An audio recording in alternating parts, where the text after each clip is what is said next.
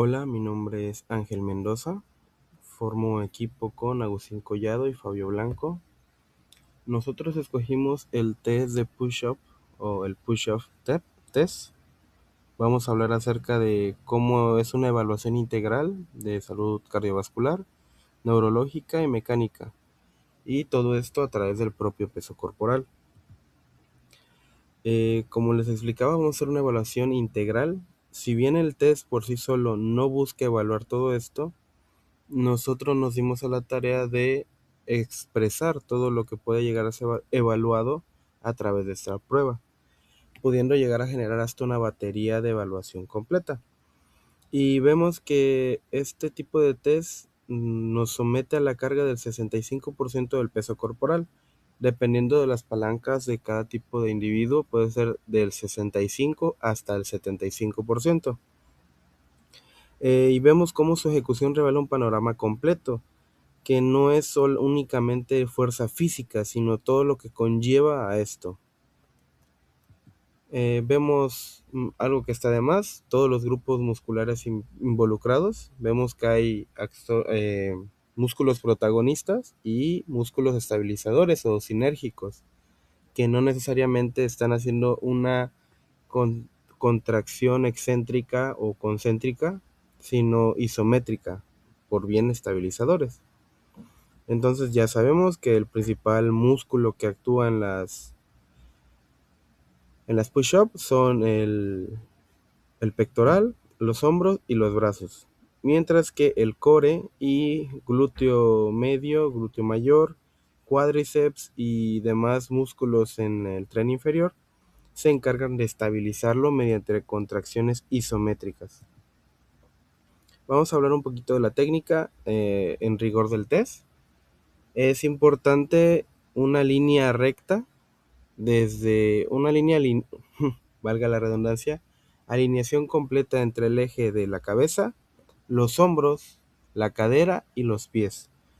Alguna de estas no se cumple, estaríamos ante una ejecución incorrecta. Igual es importante la apertura de brazos, no más allá de 45 grados respecto al torso. Eso es bastante importante. Y bueno, hay dos tipos de evaluaciones o dos enfoques. Está el test máximo en un minuto, que principalmente busca evaluar la potencia anaeróbica y la resistencia a la fatiga aguda. Esto por el mismo hecho de repetir un gesto durante mucho tiempo. El protocolo pues es ejecutar la mayor cantidad de lagartijas posibles con técnica estricta en un lapso de 60 segundos. Esa es una prueba más hacia el rendimiento deportivo por completo, ya que buscamos englobar la capacidad de producir y aguantar esta fuerza en un periodo corto de tiempo. Y pues es común verla en pruebas militares, donde la velocidad y la fuerza explosiva bajo ese estrés son críticas. Nosotros nos fuimos más por un estándar, el test estándar al fallo, mediante un audio que establece una línea base de resistencia muscular y salud general. Y el protocolo es sencillo, es realizar repeticiones continuas a un ritmo controlado. Este lo establece el video. Ahorita vamos a ver escuchar el audio con la aplicación de la técnica. Y bueno, es un estándar clínico para evaluar el estado físico de la población en general en múltiples etapas de desarrollo. Y destacar que este test es avalado y promovido por la Asociación Nacional de Fuerza y Acondicionamiento de Estados Unidos, o la NSCA por sus siglas en inglés.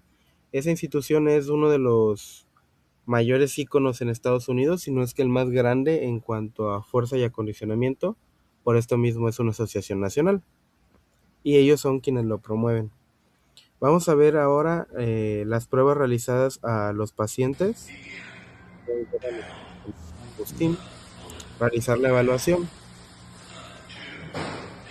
Destacar que aquí no se puede apreciar por completo la posición, pero sí vemos un detalle importante, y es como la línea de los hombros y la línea de cadera están alineados sobre una línea, valga la redundancia de nuevo, y el eje de la cabeza y de los pies actúa sobre otra línea paralela. Esto es una técnica deficiente. Si bien el resultado podría haber sido algo elevado, alrededor de 13 repeticiones. No es una técnica apta y habría que detener la prueba. Ahora pasamos con el paciente que evaluó mi compañero Fabio, donde vemos que el paciente en cuestión respeta por completo con una técnica muy limpia de la lagartija o del push-up, donde vemos alineación completa de el eje de la cabeza, hombros, cadera y tobillos o piernas. Vemos un poquito adelantado su cabeza, pero es algo que podría llegar a pasar, entendido también por la fatiga, y vemos cómo a través de la fatiga se va modificando esta técnica. Esto es muy importante porque vemos la aptitud no solo física, sino también la aptitud psicológica para poder llevar a prueba este castigo físico.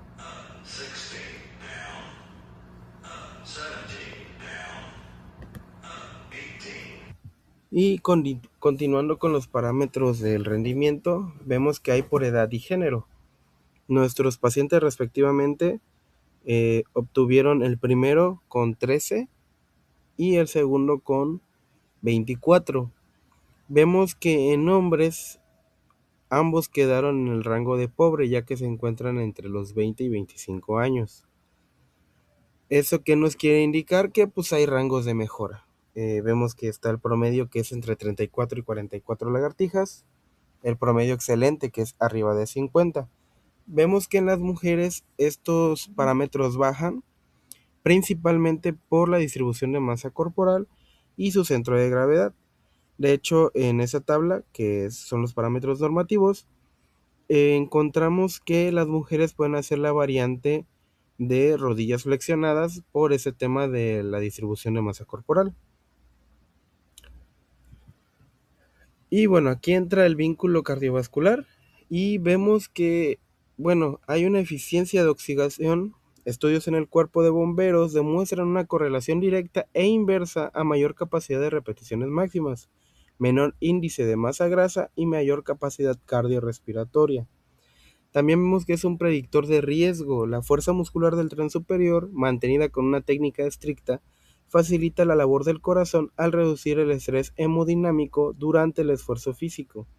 Una alta capacidad de flexiones está fuertemente asociada a un menor riesgo de eventos cardiovasculares futuros.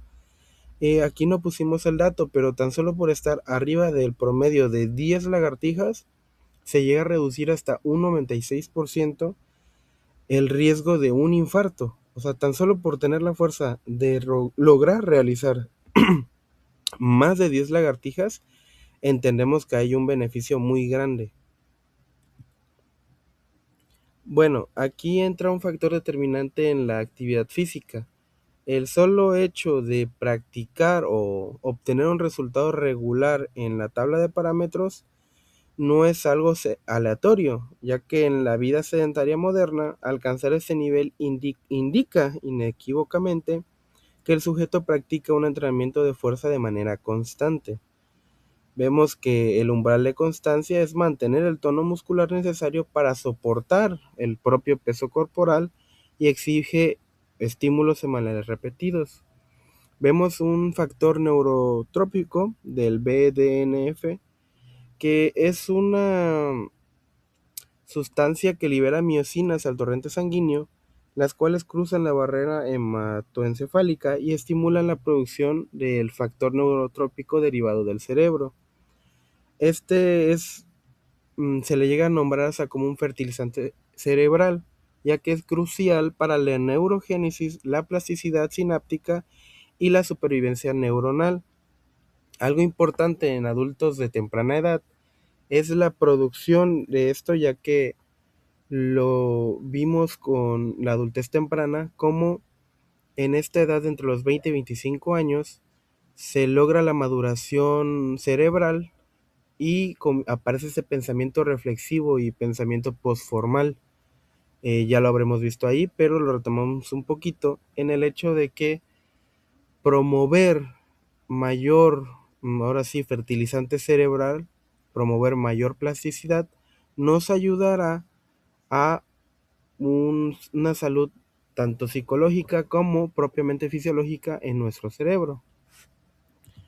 Y en el apartado de psicología vemos que inherentemente hay disciplina y resiliencia al lograr este tipo de ejercicios, más allá de 10 repeticiones. Nos establece que hay disciplina por la intermitencia de tener que repetir esfuerzos constantes y resiliencia, ya que el propio fallo muscular o el siquiera hecho de iniciar a hacer ejercicio nos resulta exigente a nivel mental. Y si logramos romper esta barrera, estamos hablando de personas fuertes de manera psicológicamente hablando. Y bueno, ya por último agregamos que es un diagnóstico integral. Como lo repito, podríamos agregar un poquito más de pruebas para crear una batería, pero vemos que desde un enfoque global, vemos que hay factores físicos, químicos, psicológicos y cognitivos. Esto es todo por nuestra parte, de nuestra participación, y agradecemos su atención.